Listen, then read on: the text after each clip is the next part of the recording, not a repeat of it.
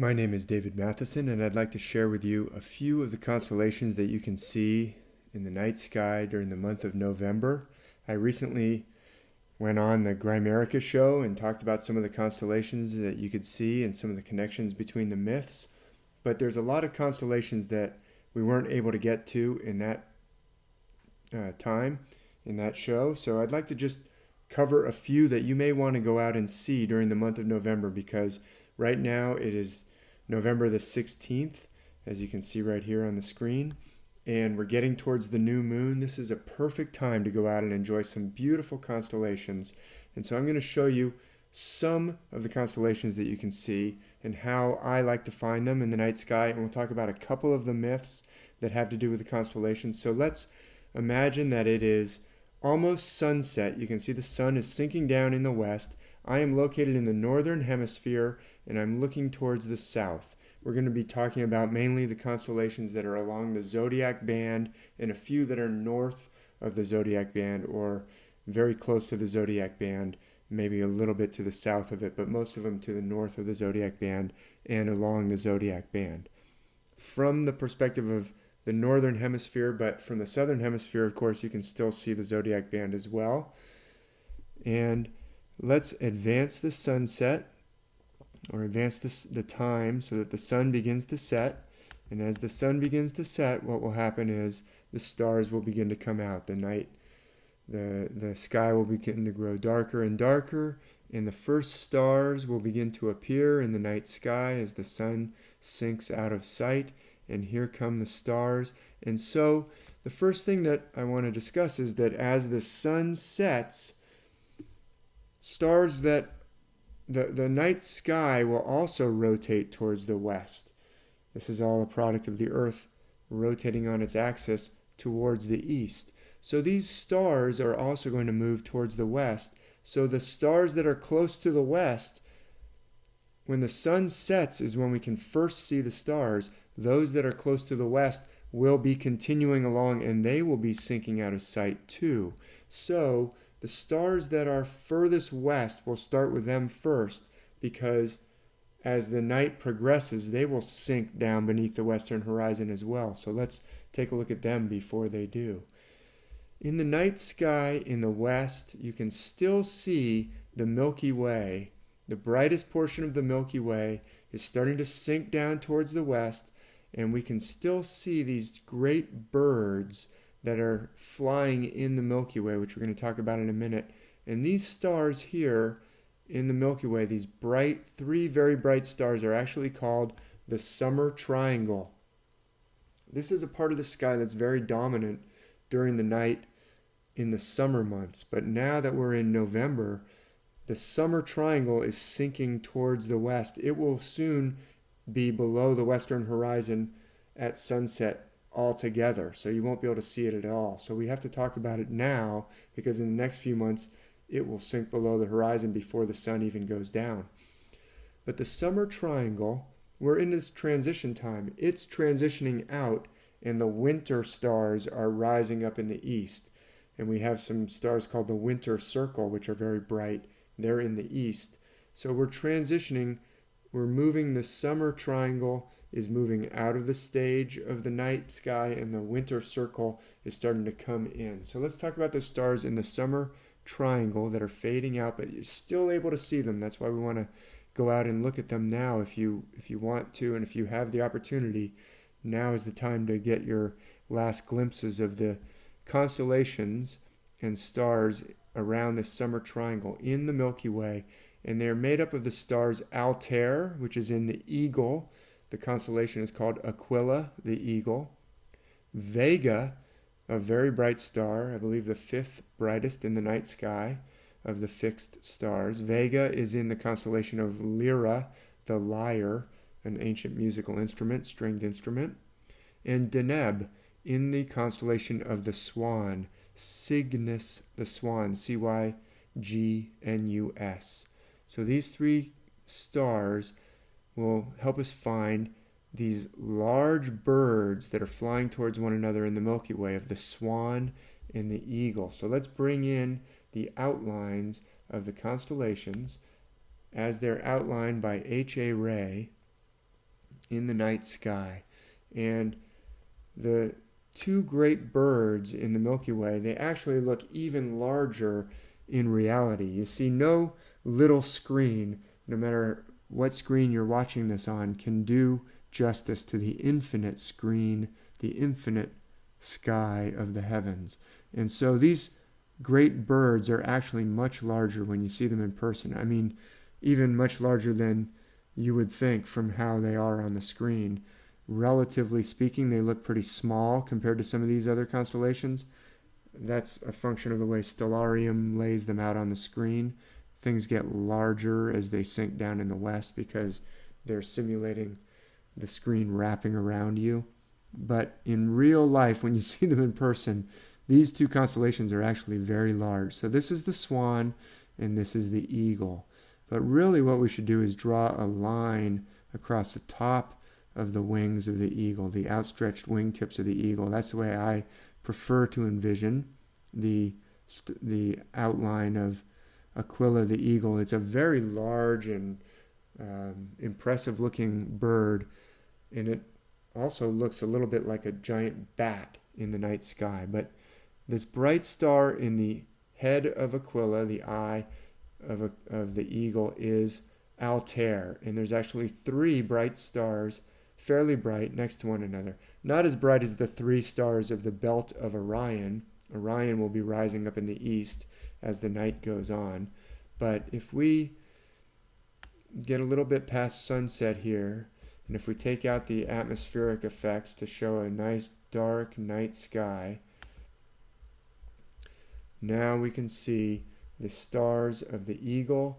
The three stars of the eagle's head are the best way to initially locate Aquila, the eagle. And then you look at the outspread wings, from wingtip to wingtip here, and it actually looks like a spread eagle. There's even almost like the claws of a spread eagle here, and then a kind of a long tail. Then directly above the eagle looks like he's flying upward in the Milky Way for a northern hemisphere observer. The swan appears to be flying downwards towards the horizon. The best way to find the swan is to look for this double triangle. Can you see these two triangles?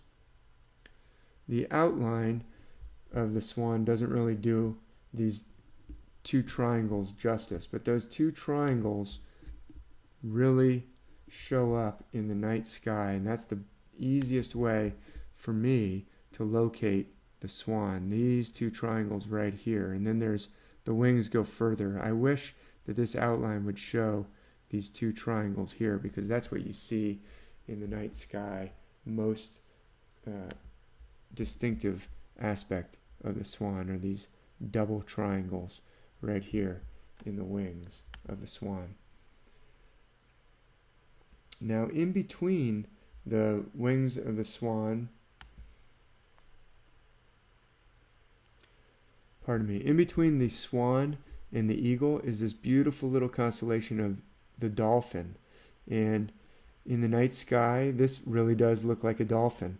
It's swimming just below the Milky Way, or beside the Milky Way, in between the swan of Cygnus and Aquila, the eagle. You can see Delphinus, the dolphin. It really does look like a dolphin in the night sky. It's a brilliant little constellation, one of my favorites. Now, if you look further to the east, you can find the landmark of the Great Square, the Great Square of Pegasus. It's right here. So, from these two constellations, if we go almost straight up, due south, the stars are going to rise in the east. They're going to make an arc, just like the sun does, and then they're going to sink down in the west. You can see that the Great Square of Pegasus is reaching the top of that arc right around the first few hours after sunset. So here is the Great Square of Pegasus. That's a very good landmark, and it's a important constellation in many myths, and it's a good way of finding the constellations that are between the Milky Way and these two great birds and the square, because This is the constellation of Aquarius and the constellation of Capricorn. They are pretty faint. Their stars are pretty faint, but they are distinctive if you know what to look for in the night sky. You can spot their outlines, but you'll use the landmarks of these two birds, the Great Square. So in between will be Capricorn and Aquarius. So this is the constellation Sagittarius, already beginning to sink down. The brightest part of the Milky Way is in between Sagittarius and Scorpio. Scorpio is already beneath the horizon now when the sun sets, and Sagittarius is rotating down beneath the horizon. This is about when the stars will really first be coming out, is around 7 p.m. at my latitude, and you can see that Sagittarius is already sinking below the horizon as the sun finally clears out and the stars start to appear in the darkened sky. You can see that Sagittarius is already nearly below the horizon. But after Sagittarius comes Capricorn and Aquarius, and so they're going to be in between the Great Square and the Milky Way with those two great birds and the dolphin. In the summer triangle that includes Vega in the constellation of Lyra the Lyre. So if you can find this great square, then not far away you'll find the distinctive head of Aquarius. This is how I usually find Aquarius first, is with this diamond-shaped head and an eye right in the middle of the forehead. And the top star in that head is pretty faint.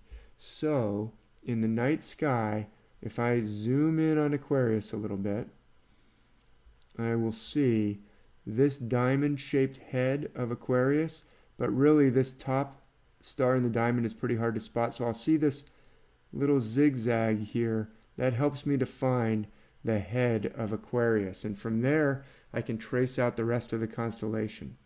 From the base of the head at the neck, that's where the arm begins that is holding the pitcher or the urn or the water vessel that Aquarius is pouring out these two streams of water. You can see the little splashes of the two streams of water pouring out of this oblong vessel, almost a diamond-shaped vessel, pouring down towards the southern fish. The southern fish needs some water, so Aquarius is pouring down. Here's that head again, the arm, the outline of the urn or vessel, and the water coming down. So let's put the outlines back up so that you can see what I was just trying to describe. There is the constellation of Aquarius. So from the head, the arm holds the pitcher, then the pitcher is pouring out. Then from there you can trace down the rest of the running figure, like he's running forward. Many figures who are described in the Iliad as a headlong runner are associated with Aquarius, and you can see why. This is the outstretched forward leg and the rear running leg of Aquarius, pouring down streams of water on the southern fish. Pisces austrinus is the official name of the southern fish.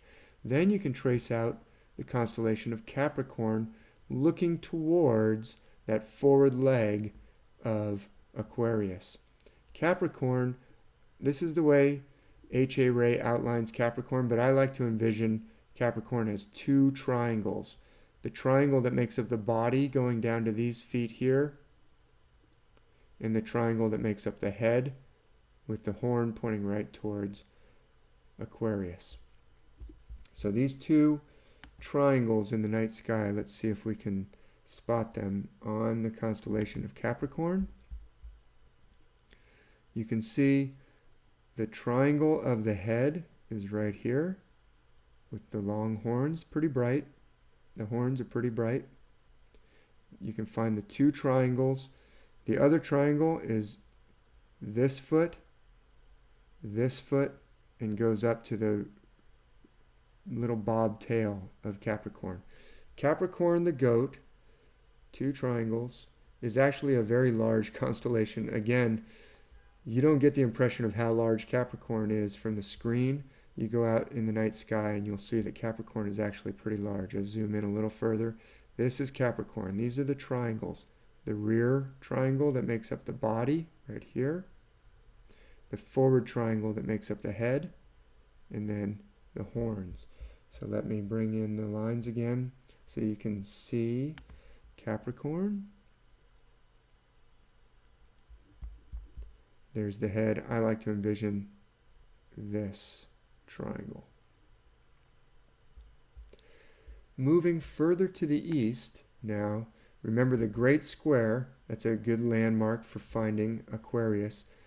That's the Great Square of Pegasus. Pegasus is pretty challenging, but if you use the system of H.A. you can trace out Pegasus. It is rewarding, but pretty challenging, very faint. Also, around the Great Square are some faint constellations. Pegasus, the Zodiac constellation of Pisces. This circle right here, this circlet, the Pisces represents two fishes, two individual fishes tied together by a fish band, like a ribbon tied in a knot. And you can see this V shape of the faint V of Pisces and the circlet, but it is pretty challenging, but rewarding.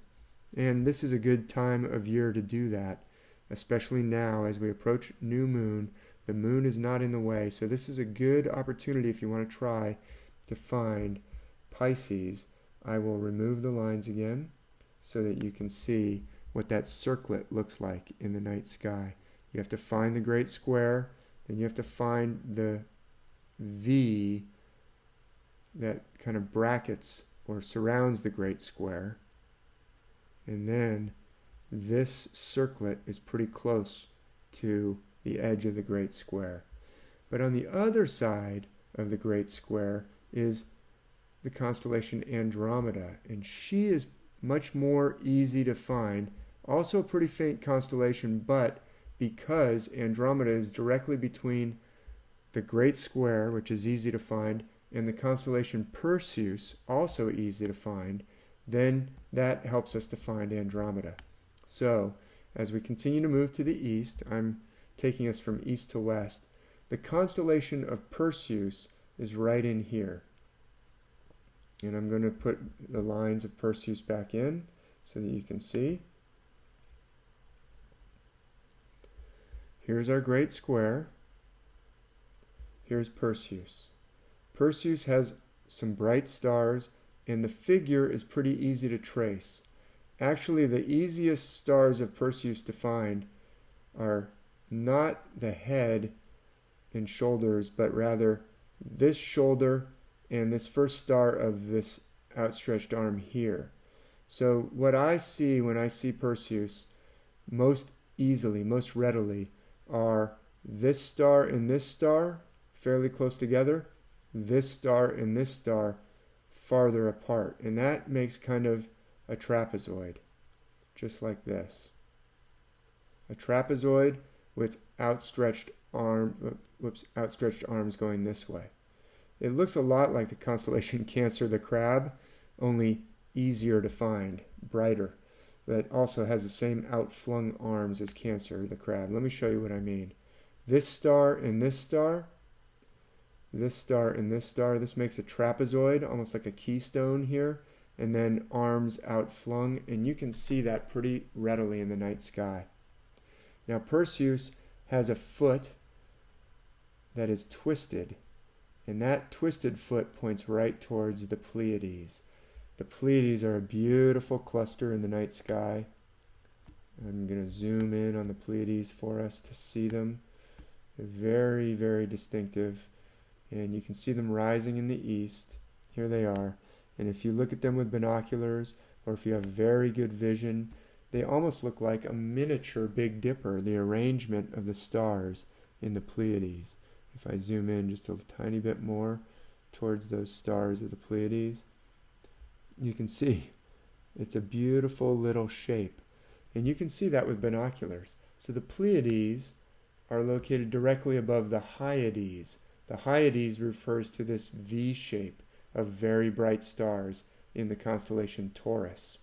So we just went from Perseus, whose foot is pointing towards the Pleiades, to the Hyades.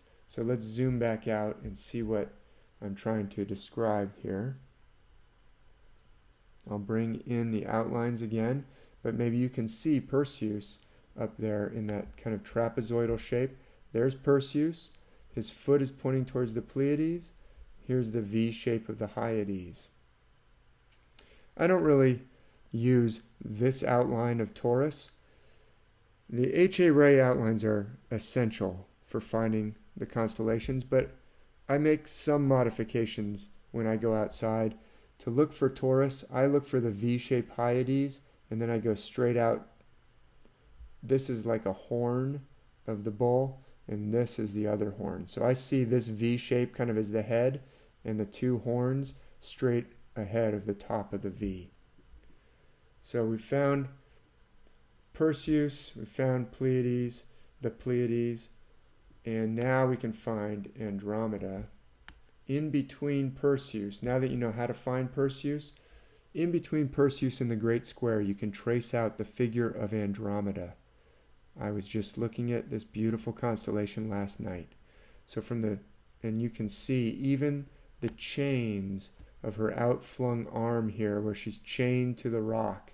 Her parents were the king and queen, that the Andromeda was so beautiful that her mother boasted that Andromeda was more beautiful than the Nereids, the sea goddesses related to Poseidon. So Poseidon was angered by that. It's always very bad in the Greek myths for a beautiful woman to boast that she's more beautiful than a goddess or than the gods. And it's equally bad if her mother boasts that as well. So she was chained to the rock, and Poseidon sent this sea monster, the whale, Cetus, the whale. Very difficult to see in the night sky, but here she is chained to the rock, and she's going to be a sacrifice to appease the wrath of Poseidon and get the whale to stop coming.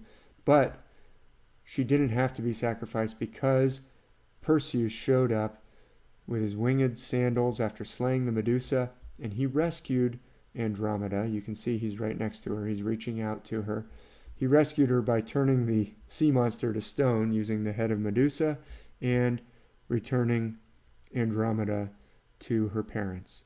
And then Perseus and Andromeda were later married. But you can trace out her triangular body by going from the Great Square, and if you go down from the Great Square, you can find her triangular body and her two arching legs. And above this leg is the Andromeda Galaxy, which you can see with the naked eye. If you have a dark night and you have good vision, you can find it with binoculars as well. But that is said to be the most distant stars that we can see with our naked eye, the stars that are in the Andromeda Galaxy. Some of these faint objects, it's actually easier to not look directly at them because of the way the rods and cones are arranged in the retinas of our eye. If you look off to the side, you can catch a glimpse. Your night vision can maybe give you the impression. It's almost like you get the sense of the Andromeda Galaxy. It's the same thing with the dolphin that I told you about earlier. If you look just a little to the side of the dolphin, you can sometimes pick out the dolphin's outline more easily than if you look directly at it. So there's Andromeda in between the square and Perseus. So let's get reoriented to the horizon again. We've moved to the east. We started off with the great birds in the west. We've moved to the east. Another important constellation, zodiac constellation, is Aries the Ram. And Aries is very visible right now in the night sky in the east. But Aries has mostly very faint stars. The brightest stars of Aries are actually the star here at the base of the head, the star at the tip of the nose, and the star of the front foot. That's really all that I usually spot of Aries at first. That's how I find Aries. There's like a long dash and a shorter line, or a shorter space here.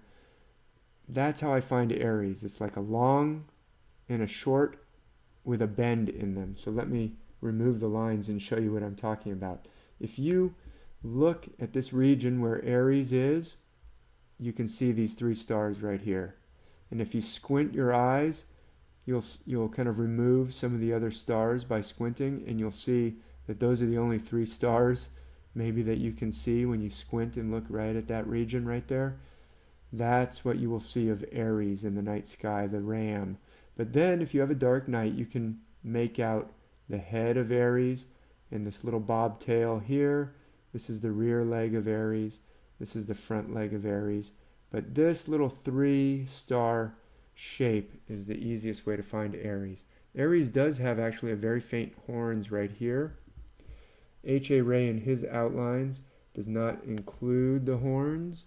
So Aries can play the role of a lamb in some myths or a ram in other myths. But there really are horns right here, very faint stars. But on a very dark night, away from light pollution, you can see that.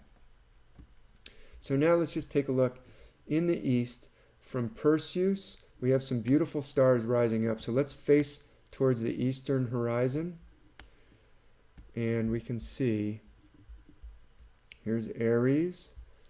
Oops, I rotated a little too far, bear with me.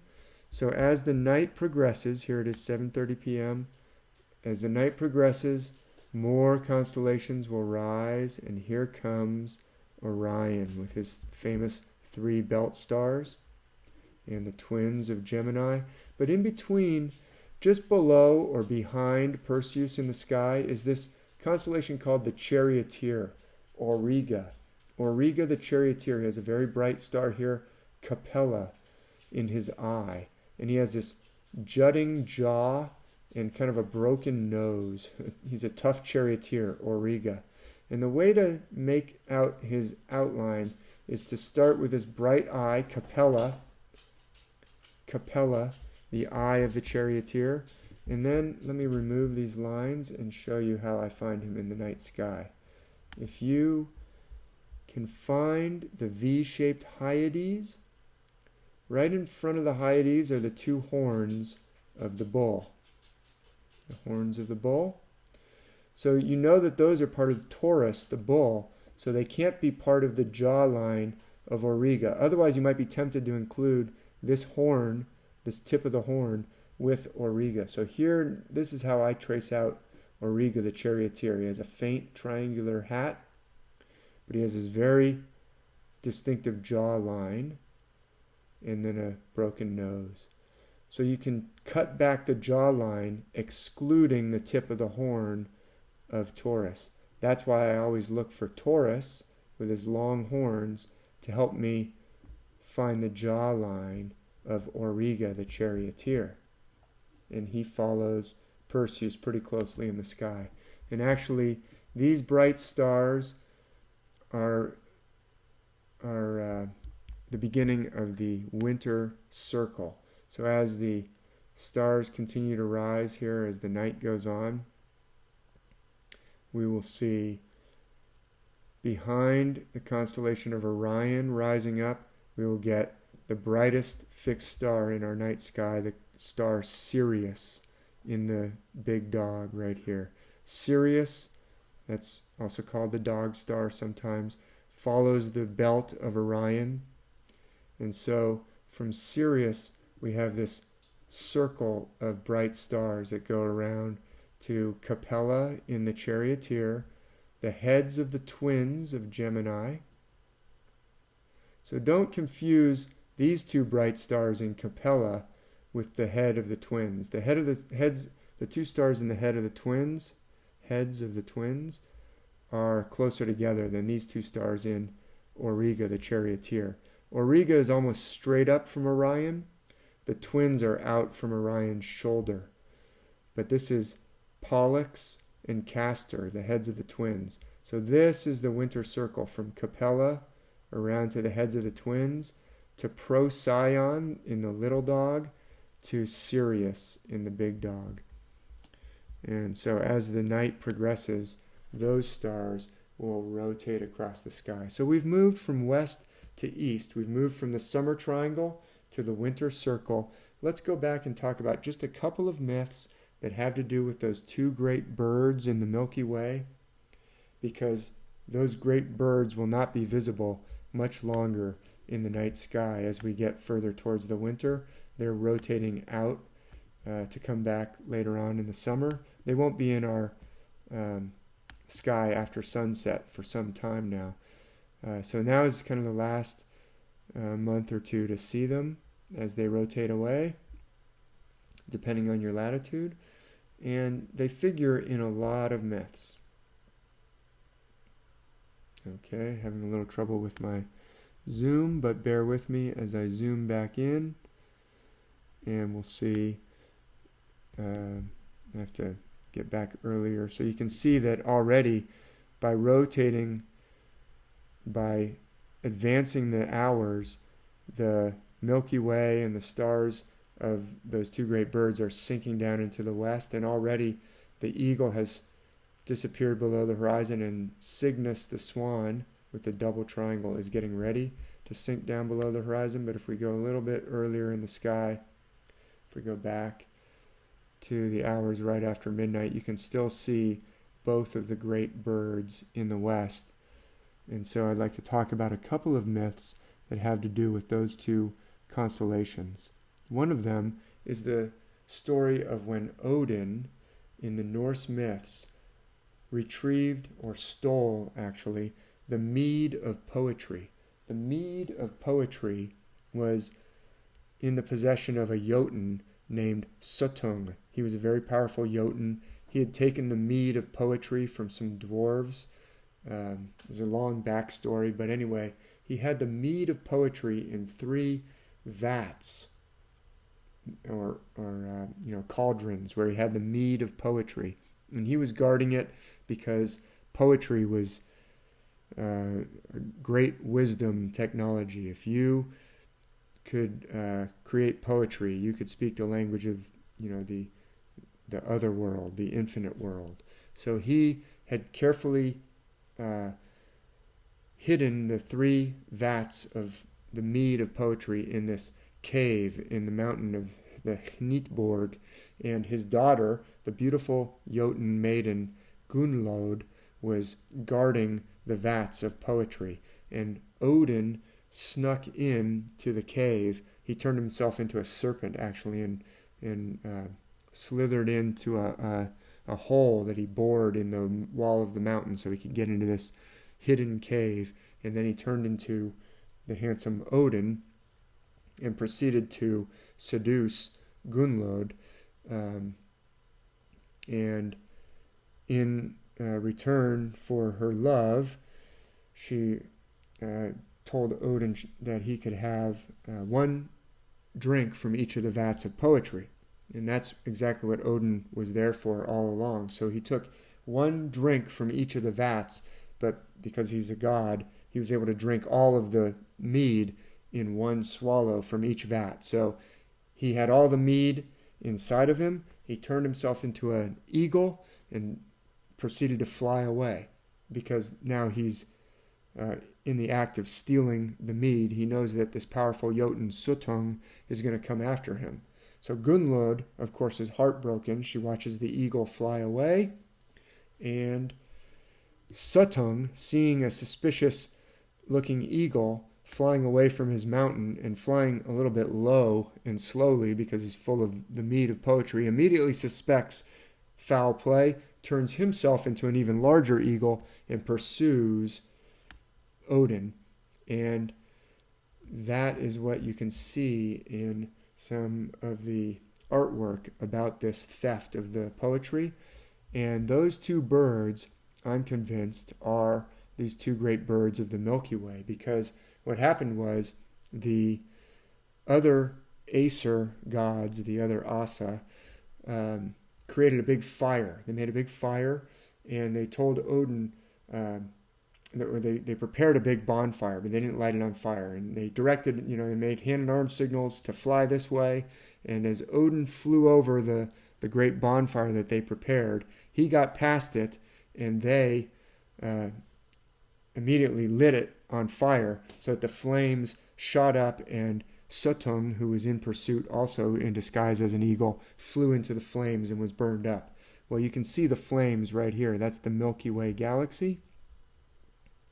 and the two great birds.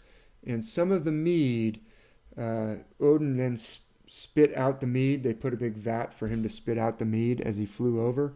But some of the drops fell down to Midgard, Middle Earth, where men and women could get a taste of the mead of poetry. So some, very few, but some people have the gift of poetry because some of the drops of that mead fell to earth. And I believe that the Milky Way, not only that fire, but also probably represents the divine gift of poetry and wisdom coming down to earth for some gifted, special, blessed individuals by the gods to have access to the mead of poetry. So that's one myth that's based on these two great birds. Another one, I believe, is the story of Icarus and Daedalus in the Greek myths.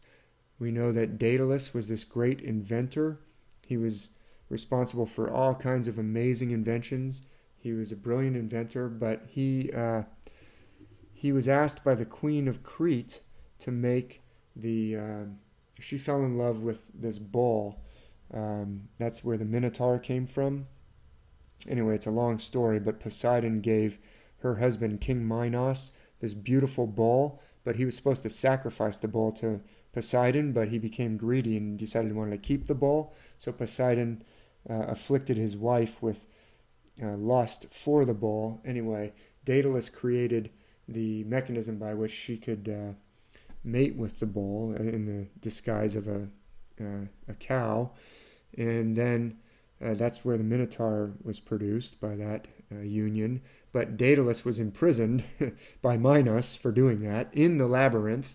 He created the labyrinth for the Minotaur. I guess in some versions. Anyway, he was imprisoned, whether he was in the labyrinth or not. But Daedalus and his son Icarus escaped from prison by creating these beautiful wings of feathers. He attached the feathers together with wax. Daedalus, this great inventor, made a set of wings for himself, a set of wings for his son. But he told his son, look, these feathers are attached with wax to the frame that I made, so do not fly too high or the sun will melt the wax. And of course, Icarus obeyed at first, but then he became too enamored with this great feeling of flying. He became too headstrong and flew too high. The wax melted and he plunged to the earth. So you can see that one of these birds is flying upwards. That's probably Daedalus.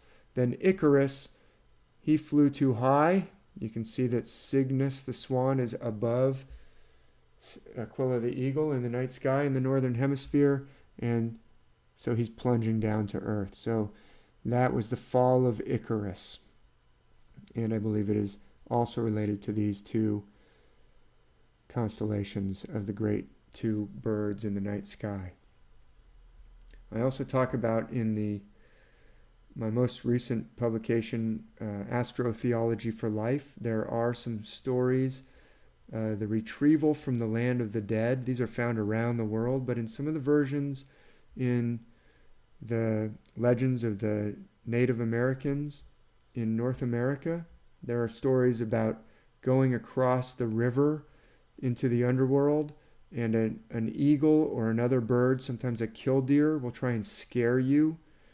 If you fall into the river, you will be turned into a fish forever.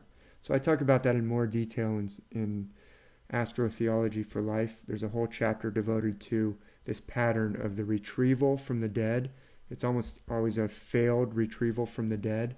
It is found around the world, and I believe it's based on the constellations in this particular part of the night sky. And there's also the story of Jacob's ladder. So I believe that this Milky Way right here corresponds to Jacob's ladder. And I talk about that in Star Myths of the World, Volume 3, which is Star Myths of the Bible. It's focused entirely or almost entirely on the stories in the Old and New Testaments of the Bible and how those are based on the constellations of the night sky. Jacob's ladder, he goes to sleep and he envisions angels. He envisions a ladder going to the heavens and angels ascending and descending on the ladder. I believe that Jacob in this case corresponds to Sagittarius, possibly to Scorpio as well. I discussed it at more length in some of my other writings, but the angels in ascending and descending on that ladder are almost certainly these two great birds as well. So those are some sacred stories from around the world that are based on these constellations, which you can still see in the western sky in the hours immediately after the sun goes down, if you're able to go out into the night sky. And maybe in the future we'll talk about some of the myths that are associated with some of these constellations further to the east. In fact, when I go back on Grimerica for the next discussion of the skies over Grimerica, we'll talk about some of the constellations further to the east and some of the myths associated with those. But I wanted to just give you an overview of, there's so many beautiful constellations that you can go out and see right now. This really is a wonderful time of year to go looking at the constellations, whether you're able to do that before the sun comes up. Maybe you work a different shift. Maybe you can see them in the early morning hours, in which case you'll see those eastern constellations will have rotated further. Or maybe you go out kind of in the prime time viewing hours of 8 p.m., 9 p.m., 10 p.m. Those are good times to see these constellations that I've just sketched out for you. So I hope that will help you to find and enjoy some of the constellations and stars of the infinite heavens, and they are all related to the sacred stories around the world that are based on these constellations and stars and heavenly cycles, because those heavenly cycles represent the infinite realm. The infinite night sky helps us to understand truths about the invisible realm, the infinite realm that we cannot see normally. We normally cannot see the invisible realm, but we can understand aspects of the invisible realm by looking at the night sky and understanding these truths that have been given to us in the precious inheritance of the ancient myths of humanity around the world.